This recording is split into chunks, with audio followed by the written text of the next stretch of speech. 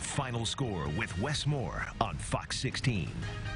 The NBA season begins, or the NBA playoffs begin tomorrow. And what a better time to have an NBA legend, a former Razorback legend, with us tonight. Sidney Moncrief joins us. We'll talk more about the NBA and the playoffs, the bubble, and the Razorbacks in a bit. But Sidney, you got a book coming out. That's pretty cool, man. That's a big-time adventure right there. Well, yeah, Wes, this is book number 8 for me. I normally do just small books to help individuals, and this book has a lot of personal meaning to me. The name of it is The Grit Factor in Embracing Diversity, Equity, and Inclusion. And of course, being from Arkansas and spending my childhood here through college and then living here, this book has a lot of meaning. What will we learn reading The Grit Factor? One thing we'll learn is that in order to improve diversity, equity, and inclusion, we have to make ourselves better. We go into the 5 components of emotional intelligence pretty heavy, and that is the ability to recognize, understand, and manage our emotions and relationships. So we go into that pretty heavy. We talk about grit. We talk about emotions and different emotions we feel when we interact with others.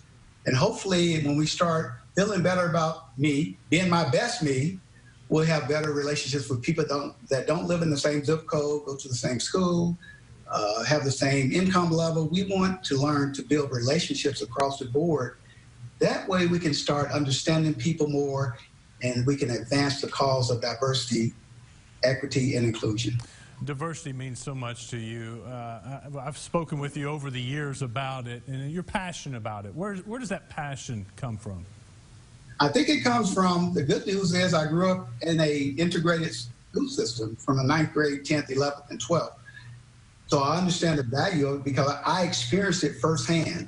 When I had my dealership in Little Rock, I was the only African-American dealership for a while in the metro, and our dealership, West, looked totally different from other dealerships because we advanced people.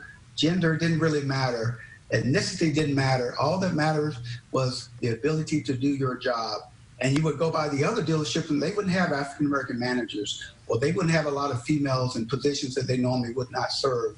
And I'm so proud that diversity has been so important to me throughout the years. Now, at the university, it was different because, of course, back then, there were very few African-Americans in Fayetteville and very few on campus. Where's the best place to find The Grit Factor? It is SidneyMoncrief.com. We're actually having a virtual book signing on next Tuesday, and you can buy the book at www.SidneyMoncrief.com. It's an amazing read. We have some good stories, good confessionals from different people. We have activities at the end of every chapter. We have simple takeaways, and we're looking to do our part in changing the game for diversity, equity, and inclusion. Well, Sidney, the playoffs start tomorrow. Have you been watching the NBA games in the bubble? I have, but can I make one more note about diversity, equity, and inclusion? Yes, please.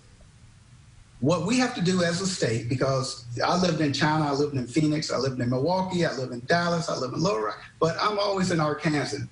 And what I want to challenge everyone to do is to look at how we're tackling this issue. I really think we're behind the other states. A prime example is the University of Arkansas Fayetteville, and this system that I love dearly. But yet we have 4% of the entire student enrollment, African Americans, yet 15% of the population of the state is African Americans. We have 7% Hispanic population in the state of Arkansas, and there's 8% Hispanic population at the University of Arkansas Fayetteville.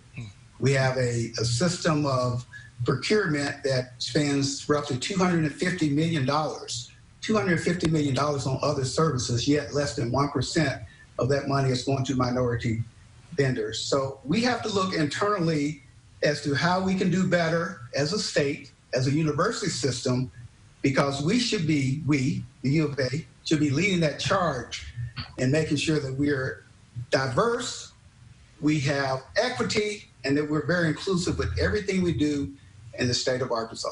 Well, how do we get more diversity at the University of Arkansas? You got to work to get it. Texas A&M, when this controversy first happened, Texas A&M, they said, we're very concerned about the low enrollment of African Americans. Within a week, they had raised $100 million from someone to improve the percentages of having more people of color on their campus. They didn't need a committee. They just needed action. So I think a lot of things is just action, swift actions. You see a problem and you address it. You see a deficiency and you tackle it. And that shows you're committed to making it happen. Otherwise, you're just paying lip service to it. So my passion, Wes, from here out is to challenge our state, our government, local government, state governments, university systems throughout the state to take action on this issue. Stop talking about it, be about it. I know you're passionate about the Razorback basketball program. What do you think of Coach Musselman and some of the things he's been doing? He got 2 more commitments last week from top players. It's going to be really scary to watch the University of Arkansas play because he knows how to coach these guys up. He keeps their confidence going. It's going to be an exciting brand of basketball. And the word is getting out. This is the place basketball players want to play. And I'm excited about what's going to happen this basketball season. Okay, are you as excited about the NBA bubble and the playoffs starting up tomorrow? Wes, I have a gig somewhat with a radio station in Milwaukee, so I have to do post game for the Bucks. I do about 5-10 minutes. I've been watching these games in the bubble. They are exciting. Yeah, they're really good basketball games, and the playoffs is going to add a different dynamics to everything that we see. Because, as you know, everything is intensified and every game means a little bit more. But I just can't see anything but the NBA getting better from here out. I do long for the days that people can get back into arenas safely to watch NBA basketball. Now, you were a great defensive player. What do you think about the defense or lack of defense going on in the bubble, though? All those high-scoring games. They're fun to watch, but what do you think? It's so funny. I watched a lot of games, and it's been okay. It's still entertaining. It's entertainment. The NBA is entertainment. That's what they do, and they have all the rules changed to make sure scoring is number one, and that's what we're seeing. And I think teams do play defense. I coached in the NBA for 7 years. I know how much time, Wes, we spent on scouting reports, how much time we spent in practice on defense. But when you have rules that favor the offense so greatly, it's difficult to stop these players from scoring. Will the Bucks make the NBA Finals?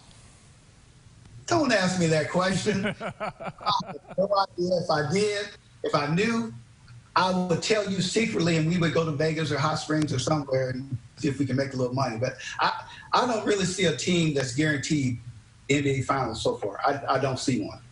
I think it's going to be close to the very end. I'm not trying to get out and answer your question. I just don't see a clear-cut favorite. All right, last question. You got the virtual book signing on Tuesday. How do people get involved with that virtual book signing? Well, if they would go online, and we're going to also send you, it's a Facebook Live virtual book signing. It's going to be different. I know some have been done before. We're going to talk about the book. I'm going to actually sign books as people buy them. But I don't have the link in front of me for that Facebook Live. If they went to Sidney Moncrief, Facebook Live, something number 9. I'm giving you all kinds of information, Wes. I don't know if it's right, but it'll be a Facebook Live event. And there will be ads on Facebook for the event starting today. Sidney, thank you. Best of luck. We'll find it on Facebook. Thank you for your time. Thank you, Wes. You're a good man. I appreciate you. All right, take care. Sidney Moncrief joining us tonight. Stick around. We'll be right back. More of the final score with Wes Moore in just a few minutes.